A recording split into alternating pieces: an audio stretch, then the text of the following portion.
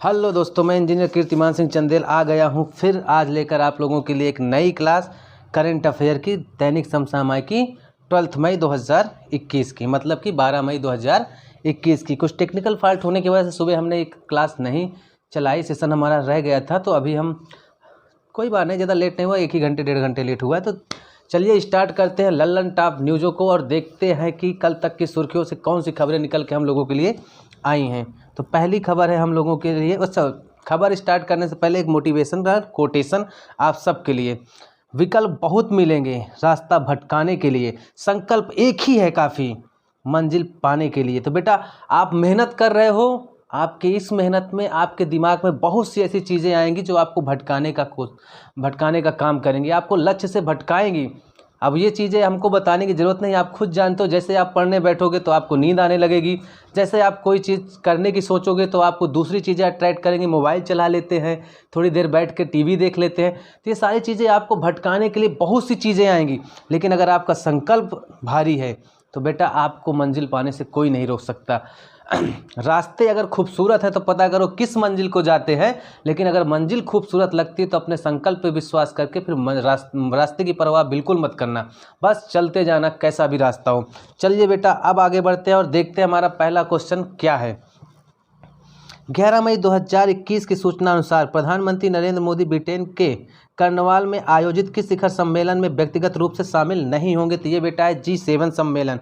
Britain के प्रधानमंत्री Boris Johnson ने प्रधानमंत्री को विशेष अतिथि के रूप में शिखर सम्मेलन में भाग लेने के लिए आमंत्रित किया था।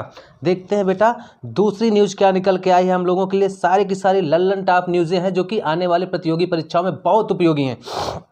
देखते हैं दूसरी खबर हम लोगों के लिए क्या है। 11 मई 2021 की सूचना अनुसार संयुक्त राज्य अमेरिका के किस राज्य के गवर्नर ने देश के 58 में से 41 प्रांतों में सूखा पड़ने की वजह से आपातकालीन घोषणा की है। तो ये है बेटा, ठीक है, ये है कैलिफोर्निया के गवर्नर गाविन न्यूसम।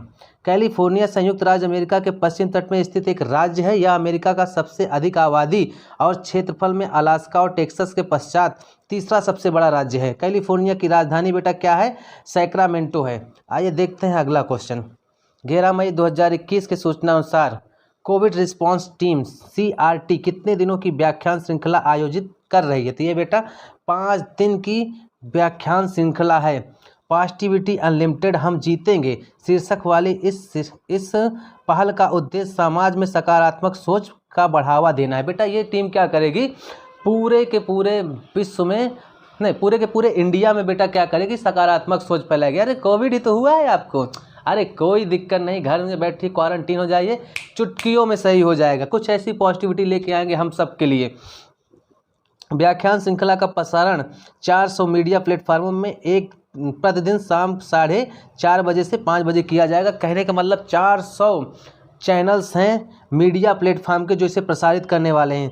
इसका समापन शनिवार को राष्ट्रीय स्वयंसेवक संघ के सर संचालक डॉक्टर मनमोहन भागवत के संबोधन से होगा। चलिए बेटा आप देखते हैं हम लोग अगला क्वेश्चन कौन सा हमारे लिए सुर्खियों से निकल के आया है कल के। 11 मई 2021 की सूचना अनुसार रक्षा मंत्री और लखनऊ के सांसद राजनाथ सिंह ने लखनऊ में 255 बिस्तरों वाला कोविड अस्पताल का उद्घाटन किया। यह अस्पताल कहाँ बना है? तो बेटा भवन में ही बना है।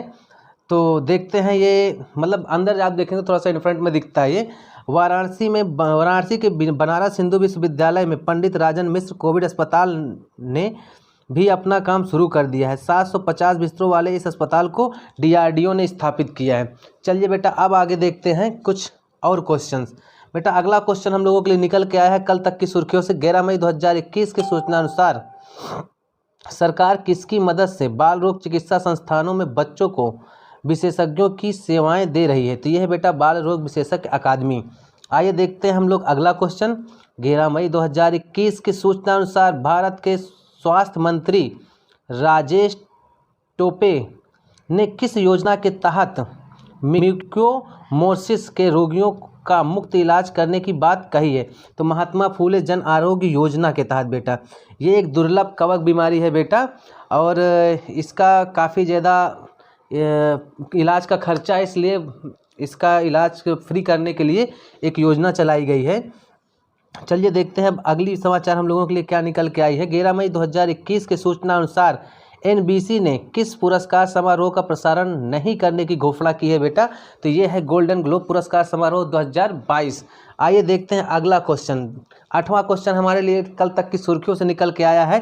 11 मई को प्रतिवर्ष किस दिवस के रूप में मनाया जाता है? तो बेटा ये है राष्ट्रीय प्रौद्योगिकी दिवस के रूप में मनाया जाता है।